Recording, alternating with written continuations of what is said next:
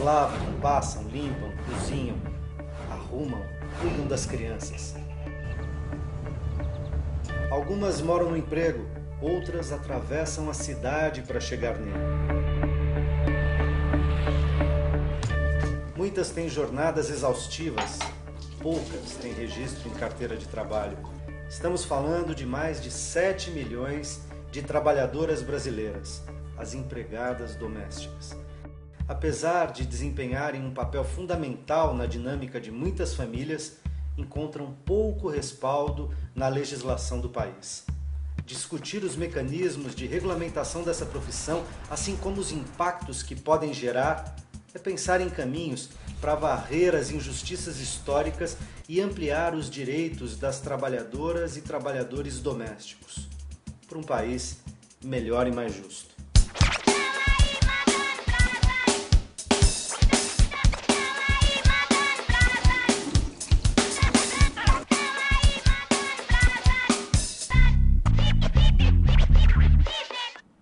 Olá, o Melhor e Mais Justo de hoje, ao vivo pelo portal tvt.org.br e também pela Rádio Brasil Atual FM em São Paulo, 98.9, 93.3 no litoral paulista e no 102,7 no noroeste paulista. Hoje a gente fala sobre a valorização do trabalhador doméstico. Para essa conversa eu tenho o prazer de convidar Eliana Gomes Menezes, que é a presidente do Sindoméstica, Sindicato das Empregadas e Trabalhadores Domésticos. Camila Braga, que é advogada trabalhista, e Patrícia Lino Costa, economista do DIEESE. Bem-vindas. Obrigada. Segundo o IBGE, Instituto Brasileiro de Geografia e Estatística, os trabalhadores domésticos somam quase 7 milhões de brasileiros, dos quais cerca de 93% são mulheres. Muitas ainda enfrentam discriminação, assédio e precarização das condições de trabalho. Como esse serviço se constituiu culturalmente como um lugar, entre aspas, da mulher, e a execução dessas tarefas não exige muita qualificação, acabou por se transformar em um refúgio de trabalhadoras com baixa escolaridade e sem treinamentos, na média, né? Mas essa história está mudando. Para começar, eu gostaria que vocês traçassem aqui um breve histórico do trabalho doméstico no Brasil. Sei lá, desde os tempos das mucamas, lá da escravidão até hoje. O que mudou no perfil dessas trabalhadoras e no olhar que a sociedade dirige a elas? Bem-vindas, de novo, Patrícia. O que a gente pode observar pelos dados da pesquisa e o DIEESE, Departamento Intersindical de Estatística e Estudos Socioeconômicos, vem acompanhando o perfil e as condições de trabalho dessas mulheres, e o que a gente observa é que não se modificam essas condições.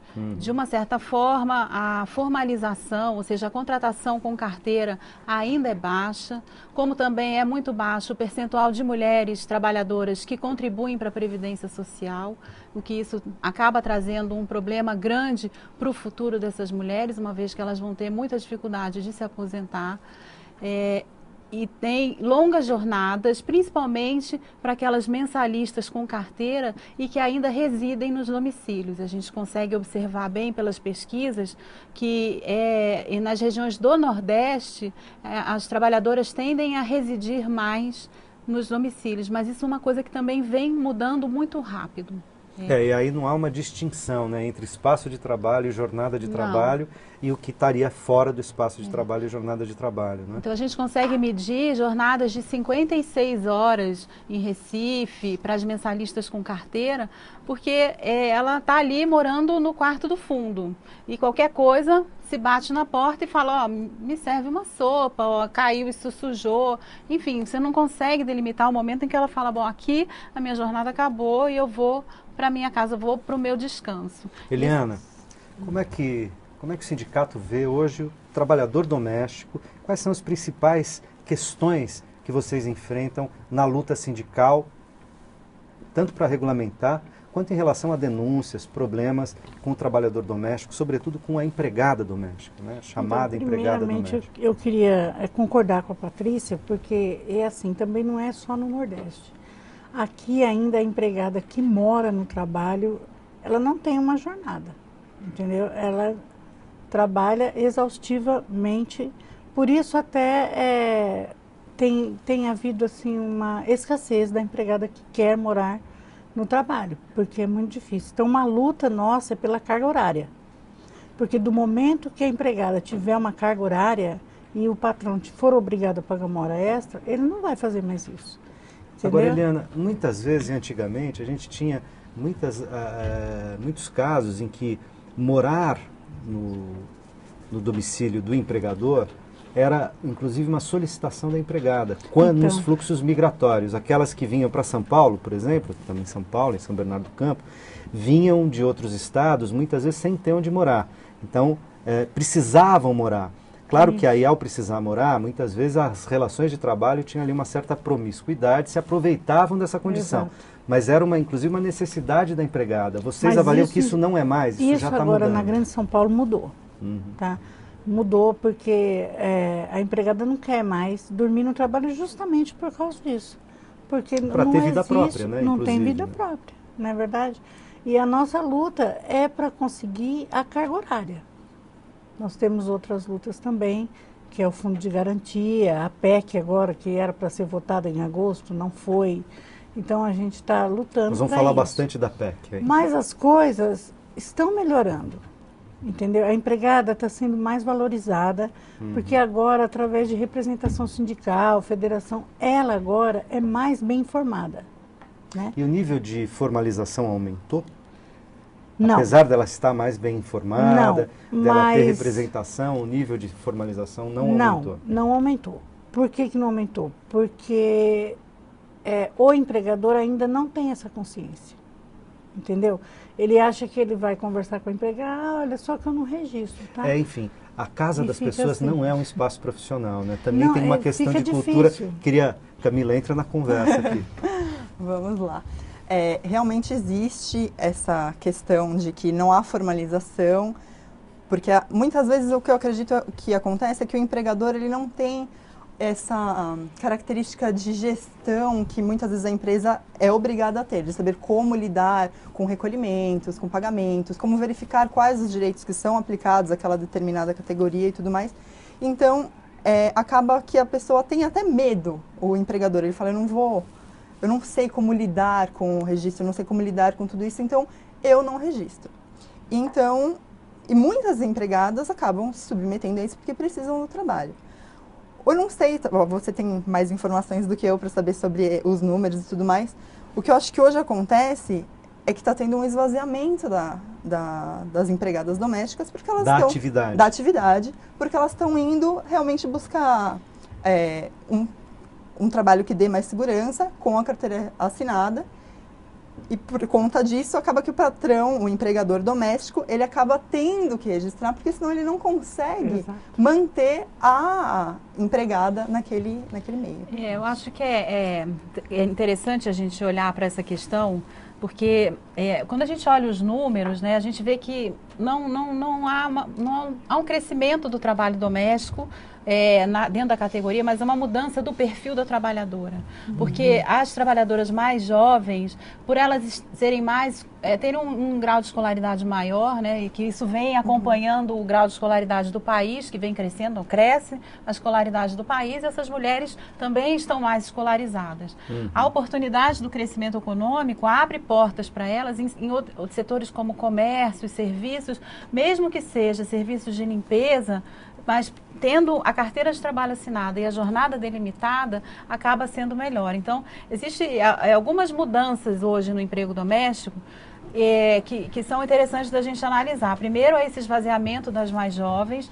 Segundo, a mudança da contratação para as diaristas, que tem uma diminuição das mensalistas sem carteira, e o aumento de mulheres trabalhando como diaristas, isso principalmente em São Paulo e nas regiões do Sul, em Porto Alegre também, a gente consegue olhar isso com muita clareza nos dados, e o que coloca um grande desafio, porque para as diaristas, como a gente pensa um sistema de proteção social que inclua essas mulheres, uma vez que elas não vão ter registro em carteira, porque não vão ser mensalistas, enfim. Então, existe todo um debate hoje de pensar na proteção social para as trabalhadoras diaristas. Agora, nós vamos fazer esse debate nos próximos blocos, mas eu queria aproveitar ainda nesse primeiro bloco para tocar uma questão que vocês tangenciaram aí, que é a seguinte: não só me parece, e vocês me corrijam se eu estiver errado, parece o seguinte, quer dizer, além de você ter uma oferta, aumentou a escolaridade relativa dessas mulheres, e você tem uma oferta, nos últimos anos no Brasil, uma oferta crescente de trabalho com carteira assinada, quer dizer, em ambientes profissionais, porque a casa das pessoas não é um ambiente profissional, e as famílias muitas vezes também estão despreparadas para lidar com isso profissionalmente, isso de um lado, mas de outro lado, ir para o mercado formalizado também não é um sinônimo de um outro tipo de status, na medida em que a função de empregada doméstica sempre foi uma função estigmatizada e com preconceitos pela sociedade, dizer sou empregada doméstica? Eliana? Olha, quando eu comecei no sindicato, eu vi alguns casos de empregadas que até tinham vergonha de pôr na carteira que era empregada doméstica. E através de um trabalho, entendeu, de conscientizar ela, a gente tem mudado isso. Mesmo porque o salário da empregada doméstica tem aumentado. Então, às vezes, ela tem certo benefício numa empresa de limpeza, mas ela vai ganhar 10%. Do que ela ganharia como empregada doméstica ou como diarista. Entendeu? Aí, ela acaba optando por ser empregada doméstica mesmo, porque o salário não está ótimo. Por quê? Porque é uma compensação. Ela não tem o fundo de garantia ainda, por lei e tudo. Então, o salário tem que ser um pouco maior. E quanto ao caso que a doutora estava comentando, é verdade. O empregador, às vezes, não registra. E eu acho que hoje fica difícil dizer que ele não registra porque ele não tem informação. Porque a informação está em todo lugar. Então, ele não registra, na minha opinião, porque ele não quer mesmo, na maioria das vezes.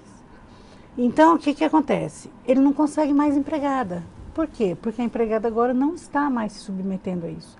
Porque o mercado melhorou e porque ela tem mais consciência. Então, isso tem melhorado. Agora, eu acho que é uma categoria que vem também, ela vem com uma mescla, né? Porque a CBO, que faz a classificação brasileira de ocupações, coloca junto com o trabalho CBO, doméstico. classificação brasileira de ocupações.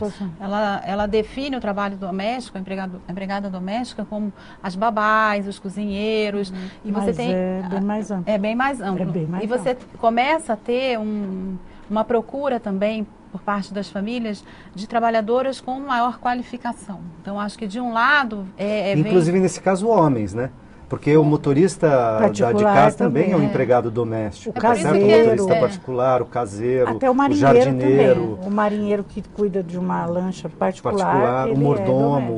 Piloto de avião. É por isso que você tem que 93% da categoria formada, é composta por mulheres. Mas eu acho que vem de um lado uma demanda por um trabalho mais formalizado, qualificado, e as trabalhadoras se sentem também com essa vontade de serem mais qualificadas. E mais reconhecidas. Quer dizer, estamos superando esse estigma, esse preconceito mas é uma social. coisa ainda muito lenta e muito pontual, você não consegue perceber isso nos dados. Em números ainda não, porque a você gente percebe no dia a dia, como eu te falei. Você percebe em situações, né? Mas aí isso não impactou fortemente as estatísticas. Não, ainda não. Mas a Camila ia falar, ela inclusive deu um exemplo, um piloto de avião particular é um empregado, embora esquisito, né? Porque não trabalha no lar. É porque a gente tem realmente essa visão limitada de que o empregado doméstico é a cozinheira, a babá e a faxineira. Mas realmente a lei determina que o empregado doméstico é aquele que presta serviços no âmbito residencial. Então, se o motorista, não necessariamente ele fica dentro da casa, ele tem uma atividade externa, só que ele é considerado empregado doméstico, porque ele trabalha pelo âmbito domiciliar.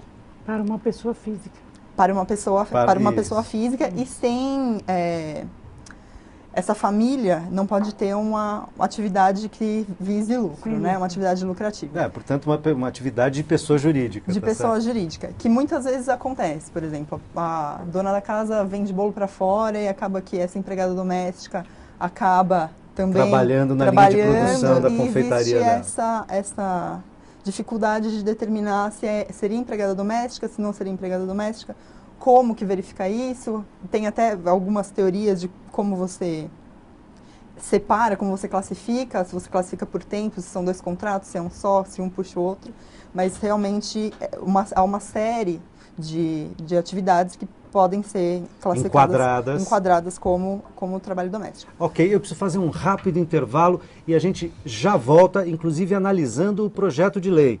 Até já!